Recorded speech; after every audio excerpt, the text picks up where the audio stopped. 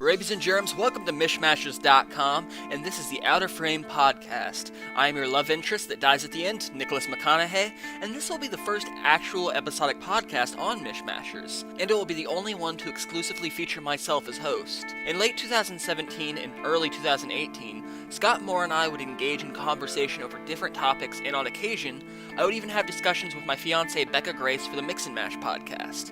It has been about 5 months since the latest podcast with Scott Moore, and 6 months since my last podcast with Becca. Ultimately, the reason is to do particularly with scheduling and devotion. I've remained very active on Mishmashers.com, regularly updating it with movie reviews and video game reviews, but most of them have been written reviews and not actual audio content. When we originally recorded Mishmashers, we had to correlate our work schedules and make sure we had a specific topic to discuss. And meanwhile, if I recorded audio reviews by myself, the only time I ever had to record was the last day of my work week, in a brief period between 7 in the morning and 9 in the morning, when I wouldn't experience interruptions from my family members. Becca and I have since gotten our own little place, and thus it's a lot easier to record at our own leisure, although Scott and I will still have to find a way to work around each other's schedule. To sum things up, we'll be able to record more comfortably and frequently for what we're passionate about. The current hope is to have more of the Mix and Mash podcast over the next couple of weeks. That's the podcast I do with Becca Grace, once we find a couple of topics we're passionate enough about to talk about. As we wait, however, I've also devised this podcast, which will focus predominantly on films or video games Scott and Becca might not be as interested in, as well as things in general I find pertinent and worth talking about. This could include my novels, such as my recently released Cataline the Hollow, available on Kindle and paperback, stories from comic expos and conventions I've attended, or whatever else. On this edition, I think I'll keep it light, sharing my thoughts on the new Puppet Master horror film, aptly named Puppet Master The Littlest Reich, my thoughts on PaRappa the Rapper, and Gex on the original PlayStation, and some thoughts as far as my next comic convention, where I'm at in terms of writing, etc. Becca and I living together was a sudden but pleasant surprise for us. The initial estimate we had was that we would save up enough money until March next year and move out with each other. But things changed when a good deal presented itself. Because of this, it feels like the last couple of weeks have been very breakneck for us.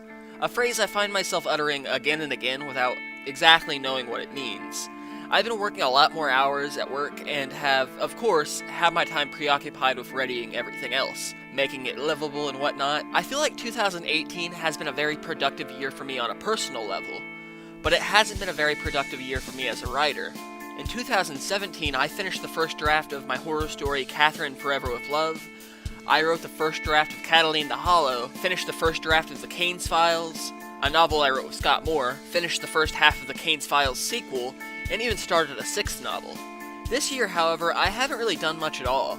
Maybe I burned myself out and overdid it the year prior, or maybe I'm in a transitional period and I need to weather the storm. This year, I've edited the scattered 6th novel I've been working on, I've edited The Kane's Files, I've edited Cataline, but I've only written bits and pieces of projects.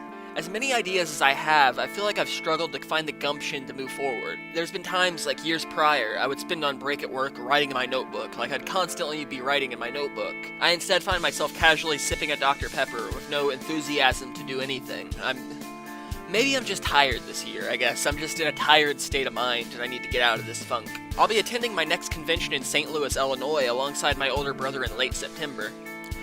That's the time we're going to be going, and that's not the name of my brother. We'll be lobbying to sell more of the Kane's Files novel, as well as my 5th novel, Cataline. The last convention brought us 19 paperback copies sold for the Kane's Files and 1 copy of the book sold on the Kindle. Although that might not seem like an enormous amount, he and I were both very proud of ourselves. Year to date, The Red Flux has also received 102 free downloads, Catherine Forever with Love has received 22 free downloads, and Cataline the Hollow has sold 4 Kindle copies and 1 paperback copy. I'm far from what anyone would call a bestseller, but I've at least started to build some traction. I would be very happy if I could finish the calendar year with 50 copies sold through Kindle or paperback purchases. As for writing, however, while I will definitely need to sit down and continue my work on my next novel in time for a release in October 2019, and I need to finish the second half of the Kane sequel in time for release in perhaps April, I've also been working on a fantasy novel with Scott Moore as well, which we'll hopefully have available in early 2020. That's all I have to really say about writing right now, but I'll be certain to update after the convention or when I've made a decision about what I want to do next. If you're interested in my work, I would very much appreciate it if you bought a copy of one of my novels, whether it be the fantasy series, which includes The Red Flux and the Wonderkin Thief, and Cataline the Hollow, books that have a shared universe, but are of different timelines. My horror novel, Catherine Forever with Love, or the mystery novel I wrote with Scott called The Kane's Files. As you can see, each purchase definitely makes a difference to me, but if you can't find yourself to do so, feel free to keep track on my Twitter page, as I'm always doing Amazon deals where you might be able to snag one of my older novels on the Kindle as free downloads. As far as movies are concerned, only one or two have really stood out to me this month. As I've suggested, I've been preoccupied with other responsibilities, and so I haven't had time to watch very many films worth sharing my opinion on. After my 200th movie review on Mishmashers, I said I wanted to dedicate more time to foreign films and lesser, more obscure subject matter. I followed up with a review of the Chinese blockbuster Monster Hunt. Since then, I've meant to share my thoughts on other films as well, but I simply haven't found anything worth sinking my teeth into. At one point, I watched Ju-On, the original Japanese film and a franchise later adapted in the United States as The Grudge. But upon watching it, I didn't really find anything worth talking about. I simply didn't find a whole lot to say about it, and really I couldn't justify a review of it. Instead, what I've decided to review on the first edition of the Out of Frame podcast is Puppet Master: The Littlest Reich. The Puppet Master series holds a significance to me in some regard, not necessarily because of my fondness of the series, but because how it acted as a gateway to discovering other Charles Band productions, like Empire Films' Reanimator, or Full Moon's Features' Head of the Family, or the Killjoy series once Trent Haga donned the face paint and it started to resemble the later, campier, more over-the-top Nightmare on Elm Street films. Although I've seen all of the films and read many of the comics, I can't say I've ever finished a film with a glowing reception. My favorite of the original series would be Puppet Master 3, with the fourth and first film being distant second.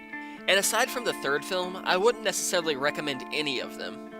The series is plagued with crudely stitched together and rushed together productions like Puppet Master: The Legacy, and overtly convoluted, tonally disheveled narratives like what was had with the most recent Axis trilogy. On Mishmashers.com, I've reviewed more than 200 films, and even though I've seen most of the films in Full Moon Features' catalog, I've only ever reviewed two films.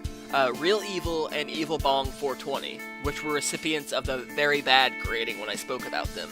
Only one or two Puppet Master films would receive such demerit, I think, because Charles Band usually rushes a little less with Puppet Master, and at least has a vision about them of some sort. But none of them really stick to the landing in any remarkable fashion. Charles Band's approach worked best in the 80s and 90s, when he was allotted a budget for his films and he kept it messily whimsical. Films like Head of the Family or ridiculous B-movie fun akin to a more adult-oriented episode of Goosebumps, or a sleazier version of The Twilight Zone. But it seems with the turn of the millennium, series like Trancers and Subspecies, which were fun and realized, have been replaced by Evil Bong and Ginger Dead Man. Films more about the audacity of their existence than providing substance to justify their existence at feature length. I won't say I haven't been charmed by their outlandishness once or twice, but like Sharknado or any so good it's bad attempt, once the fleeting novelty dissipates, you're left realizing they've marketed their complacency and clumsy execution, and you've allowed them to. And that's bad when you consider how much they've proven themselves capable of. Puppet Master: The Littlest Reich looked like a film capable of ushering in a new wave of interest in the nearly 3-decade-old franchise. And at long last, it looked like it had individuals a little bit more equipped with the tools needed to project Charles Band's ambitions on the screen. Directed by Sonny Laguna and Tommy Wickland, it was more the writer of this film that piqued my interest, S. Craig Zahler, whose other credentials include the overlooked gem of Bonesaw Tomahawk, a film released around the same time as The Hateful Eight, also involving Kurt Russell, that I prefer over the Tarantino film. Existing in a parallel universe to the original Puppet Master series, the film makes minor tweaks and modifications to the series' lore and thematic approach. Some have compared this film and its arguably more callous attitude as closer to a Troma production than a Full Moon feature, which I think is grasping at straws for the comparison's sake. Unlike the original series, which featured the dolls conceived by Toulon, an individual who greatly opposed the Third Reich, this film follows Andre Toulon as a Nazi who animated the puppets as weaponry for the Third Reich, sternly affirming Toulon and the puppets as antagonists, whereas in the original series they were more flexible. The film follows the main character played by Thomas Lennon, an actor I'm surprised to say I recognized, who moves back in with his parents after divorcing his wife, and attends a convention looking to sell a puppet he uncovers in his deceased brother's bedroom. He, alongside his best friend and recently acquainted girlfriend, soon find themselves caught off guard when their puppet, as well as the many puppets at the convention, come alive and look to start back where they left off. The film is capably shot and isn't as campy as it could have been in the acting department, which is a plus, all things considered. I like Lennon's character as he carries a stoic, cynical quality I think the actor works well with. I've heard some critics refer to this film as gleefully offensive and schlock cranked to 11, which is a little overzealous. In all honesty, if you watch the film scene for scene, I would argue it's tame and conventional. Then again, I don't think most critics looking at this film in particular are as closely acquainted with the subject matter as I am. Ultimately, while it doesn't shy away from violence or bloodshed, that I wouldn't deem as inherently offensive. What's offensive about Puppet Master the Littlest Reich is the idea that the puppets were used during the Holocaust. It's offensive for its fictionalized accounting for very serious subject matter in such an over-the-top and audacious manner, but at the same time, the film has too much sentiment to be deemed as all the way in the gutter. The Puppet Master reboot firmly stamps its foot in the ground, saying that the Holocaust was a horrible event that shouldn't have happened, and its characters, particularly the main character's Jewish friend, brings an unsuspected seriousness and sentiment to the role. His character isn't simply focused on survival, but is specifically focused on keeping the Jews from having a repeat of one of history's worst tragedies. The sentiment and attempt at seriousness feel like the worst aspect about the film in my opinion. The main character's friend and his heroics feel jarring and have a sentiment that is difficult to take seriously in a film with such an outlandish premise that it makes for a totally awkward film. Whereas with the original film, it was the idea that Andre Toulon actually kept these puppets from the Nazis, it seems like this one goes straight forward and actually has them being weaponized, and that in itself makes it a lot more serious and a lot more potentially offensive. On the bright side, the central crux of Puppet Master the Littlest Reich is a lot of fun, having the characters all together at a convention alongside many others, being snuffed out by a wide range of colorful, silly puppets makes for a wild, slasher-like vibe. It's an idea that writes itself, and while The Littlest Reich doesn't have a lot of innovation to the craft, it does have some enjoyable scenes as well. Refusing to scamp out on gratuitous nudity and violence, The Littlest Reich is a thrill ride of nonsense propped up with decent camera work, special effects, and acting, as well as a more meticulous production value than what we've ever seen in earlier Puppet Master entries. While I think the film could have afforded to simplify certain seriousness in favor of a more lighthearted approach for the betterment of its tonal consistency, I think that Puppet Master the Littlest Reich amounted to a guilty pleasure film that checks off more marks than its predecessors and honestly, pleasantly impressed me in that regard. It's a fun film with fun scenes and fun special effects, and while I won't say it's necessarily a good film, I think it's what I wanted from the 11th Puppet Master. This isn't a newly discovered disinterest in video games, but rather something I've felt for the last couple of months, but I've had trouble finding the interest to sit down and play a lot of video games in my backlog, of which I have a lot. In particular, I've started playing Horizon Zero Dawn, a critically acclaimed video game that was actually one of the biggest reasons I bought a PlayStation 4 earlier this year. I've enjoyed many aspects of it, the way that it incorporates gameplay mechanics like the newer Tomb Raider games, and the unique world building and story for its main protagonist. Regardless, I've not been able to sink my teeth into it the way I'd like. I think some of it has to do with hitting me at the wrong time, and some of it has to do with how I'm not usually that into open world, grandiose worlds such as this, because I often feel like they have a lot of fluff and that dilutes the main story, and as my time for such activities becomes more finite, I don't like to feel like my time is being wasted with fetch-it missions and other time-killing activities. I've also started replaying Resident Evil 4, and while I'm only about 4 hours into it, I can say that it's every bit as fun and enjoyable as I remembered. Instead of Resident Evil 4, which I'll surely summarize my thoughts on again sometime or another, I decided I wanted to do a review of PaRappa the Rapper and Gex, respectively. Something I found myself guilty of over the last couple of years is my spending habits when it comes to video games. In general, I can count the amount of $60 AAA video games I've bought per year on one hand, and still have a finger left to flip my walk the bird as I do so. This year I haven't bought any, for instance, although I am looking forward to the release of Shadow of the Tomb Raider and Spider-Man. Next year has Gears 5 and the Resident Evil 2 remake amongst others. Something I have a habit of buying is independent video games when they go on sale, stocking up on them and then letting them be forever forgotten in my queue. Usually when I buy an indie video game, I am looking for a light-hearted, fun experience I can jump into and enjoy at my own leisure. Not every video game has to have the large-scale depth of The Last of Us. Sometimes I want something colorful, vibrant, and casual. Unfortunately, for every Cuphead that I find that blows me away and is legitimately just a lot of fun, I find something else that I lose interest in. Although buying an independent video game feels like it's low risk because of the low price range, ultimately if you're buying one every other week, that can add up to a whole lot of unnecessary expenditures. Because of this, I've decided to look to the past, the source of what so many modern-day indie video games oftentimes find themselves emulating, and see what I can find. A lot of these video games I own physical copies of. Some of them I have also bought on digital downloads through the PlayStation Network or Xbox Arcade, and if not then, I also have various games available on the Raspberry Pi, something I would highly recommend to others who might be in a similar boat as I am. When the Crash Bandicoot N. Sane Trilogy was released, it was clear from the response that the remakes were overdue and very much appreciated. Because of this, a new Spyro trilogy is set to be released in November. Other similar situations include the Resident Evil remake I mentioned earlier, as well as the Medieval remaster that will likely arrive sometime next year, and whatever else will follow if these endeavors prove successful. Something I wanted to do was dig into the original PlayStation's vast library and see if I could find any other titles I think might be worth remastering, and also share my thoughts on them as a whole, honoring their place in the console's catalog. PaRappa the Rapper is a video game I feel has been coveted by many gamers of my age as a gem. Looked at in the same way I looked at Twisted Metal, the Crash Bandicoot series, or Spyro, which makes sense considering the way all the titles were released in the same time on the original PlayStation.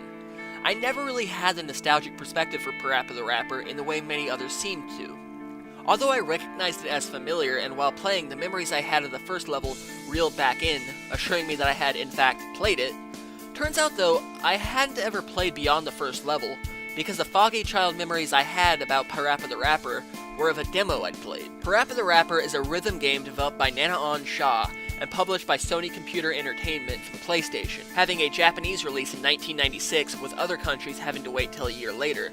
In celebration of its 20th anniversary, a remastered version was released in 2017 on the PlayStation 4, although I will specifically be talking about the original PlayStation 4 in this review. An anime series also eventually came to fruition in the turn of the millennium that lasted for 30 episodes. The game also received a direct sequel and a spin-off. In the video game, as you would expect, the story focuses on the role of PaRappa, a dog in an anthropomorphic world that tries to impress a flowery girl named Sunny Funny. Faced with competition, he finds himself threatened by a dog named Joe Chin, a bully that goes overboard in his attempts to accomplish the same task. Throughout, the player will find themselves learning to fight in a kung fu dojo, trying to make a cake, or even trying to get their driver's license, accomplished through rhythmic levels backed up by rap and other blends of music. If there is something I took away from my experience above all else, it's most certainly the art style created by Rodney Greenblatt, which depicts the characters as paper cutouts in a three-dimensional world. The visuals, which admittedly sometimes feel finicky and even headache-inducing, are vibrant and enthusiastic, and they feel uniquely realized. The same can be said about the music as well, which is catchy while simultaneously carrying an eccentric weirdness. Although upon inspection, the lyrics are simple and superficial with a rap style that feels like most would only listen to it ironically, it's memorable and has a distinguishable charm. As far as criticisms are concerned, I will admit that I leave PaRappa the Rapper more charmed than disappointed, but that is because through its aged charm and through my disconnected anticipation for it, I overlook its flaws, not necessarily because they don't exist. The storyline itself, while streamlined by colorful visuals and music, isn't fleshed out enough to justify a full-fledged, full-price release. If PaRappa the Rapper was released today, putting aside the fact that rhythmic video games aren't as fresh as they were, I think many would criticize its short length, even if it was marked down more than half the average video game retail price. The story itself feels more like an episode of a show than something whole or standalone. Add in the fact, despite the spectacle of its weirdness, the moral message of PaRappa is cliched and heavy-handed, and while the quirky lyrics and funky beats entice, the actual rhythmic gameplay incorporated feels very awkward, delayed, and lacking in polish. It only took me a couple hours to play through the story, and basically while I played it, my fiancé and I more or less progressed through by playing it practically the opposite way of how we feel it should have been played. When we try to play it in a way that has PaRappa appropriately rhyming and spouting lyrics that sound the way they're supposed to, we would fail. But if we mashed them in a strategic fashion to manipulate the system, that's when we found it easier to progress. If I'm honest, I think PaRappa the Rapper hasn't aged very well. I think I would honestly go as far to say that it's a bad video game that's propped up a lot by its charming visuals and music, but it is still a below-average video game when the smoke settles. Perhaps the remastered version fixed some of the criticisms I had, although from what I've heard, the PlayStation Portable and Remaster had problematic releases. I think really, playing made me wonder whether the anime for the series might be more gratifying, because provided it still incorporates music, then that will theoretically allow it to narrow in on some of its best traits. PaRappa the Rapper likely deserves the nostalgia it carries with some, and I smile when I see the character pop up in things like PlayStation All-Stars Battle Royale, but at least for the first video game, the legacy seems to be in the charm, not quality gameplay. If you know anything about me and video games and how we mix, you know I have a sweet spot for the horror genre, and then, for some reason, lightheart and silly mascot video games. Titles like Crash Bandicoot and Ratchet & Clank were always my bread and butter as a kid, and since entries in their respective series have become scarcer, as is the case with Sly Cooper or Spyro, I've taken it upon myself to try and find other mascot video games I might have missed over the years. The Gex series is one I am modestly familiar with. Although I don't know for certain, I want to say I owned the third installment, Gex 3 Deep Cover Gecko, for the original PlayStation as a kid, but it was so badly scratched up, I don't think I ever played it through a significant amount. Going into it, I expected a lightheart, simple platformer. I didn't expect a groundbreaking experience, but I expected something that would satiate and scratch a similar itch as the other games like it had. Gex is a side-scrolling platformer following its titular character, an anthropomorphic gecko named Gex, that has taken a real liking to television. Calling it a liking might be an understatement, however. Gex likes television like Jim Carrey and the Cable Guy liked television, and in our adventures, we're pitted against a character named Rez, forced to traverse through the media dimension to defeat him. Each level plays out in a straightforward manner with an easy objective. Find the hidden television remotes, which can be used to unlock more levels. You'll also be able to find VHS tapes, which will allow you to mark your progress through Gex's password system. If you lose all your lives, you'll be recipient of a dreaded game over. In general, I've always disliked life systems incorporated as such because I find them meaningless and inconvenient. Like Crash Bandicoot, for instance, players can easily go back and replay easier episodes again and again, scavenging up extra lives. The only issue with that is I don't have the urge to put forth the time and effort to do so. Although, even at this stage of the game, a side-scrolling platformer, unlike its successors, felt like a dated throwback. I love side-scrollers personally, and I found that it had a charm in its playability. I've heard some criticisms citing the gameplay as generic or lacking innovation, a sentiment I will partially admit its fault for, but I also think its smooth, effective, but familiar execution is helped by Gex's climbing ability and that it has its moments as an enjoyable platforming experience. The only criticisms I really have in terms of actual gameplay is that I think the jumping mechanics could have been a little bit more polished. I had some occurrences where I would be charging forward to build momentum for a far jump, only to have Gex fall off the ledge with nothing I could do to save myself, because I didn't jump soon enough. I also think the difficulty had a sharp increase in the last couple of levels, which I'm usually against. I understand the idea of wanting the last levels to feel like a real challenging accomplishment, but I prefer a balanced consistency throughout. The settings for the levels feel competent and enjoyable. I can't necessarily single out any in particular as memorable or distinctively great, but I always get a certain kick out of Halloween or horror-themed levels in platformers like this. In the end, what I found to be the biggest problem with Gex, however, and it is a problem I think is pertinent to my overall conclusion over the experience altogether, is Gex and his sense of humor. As it stands, Gex delivers a competent side-scroller that can stand on its own and do so admirably, but it also differentiates itself as a parody and comedy experience. The issue with that is the humor, dated or not, lacks, but it is at the forefront so often with so little. It isn't without one or two zingers, but ultimately, Gex's humor is more about referencing popular culture and hoping that the familiarity will be mistaken as a joke, even when it isn't. Having Gex quote his favorite lines from Scooby-Doo or Rocky isn't a joke. It's quoting lines from something else, and that's all. This wouldn't be so damning for Gex if it wasn't for how constantly he spouts off the lines again and again. I found myself preferring to mute the television and listen to music while I played. Kept myself from too much hair loss. I think I would say that Gex mostly fulfilled the expectations I had for it, an experience I was able to wrap up in about 4 hours. It's simple and mostly laid back. It's a simple and mostly laid back casual side-scroller, but one that also benefits from a solid execution. The annoyance of its dialogue and humor bogs it down, however I would say it's worth checking out for those who are interested in the genre. Rabies and germs, I think it's time to call it here on the first episode of the Out of Frame podcast. It might not have been a lot of hard-hitting topics, and it might have been a little rough around the edges, but at least I was finally able to make the time and record. I hope to have another episode of the podcast out as soon as possible, and I also hope to have an episode of the Mix and Mash podcast with Beck and Grace eventually out as well. But from my experience, that can be a little difficult to schedule and bring to fruition. Nevertheless, thanks for joining me, and I will see you next time.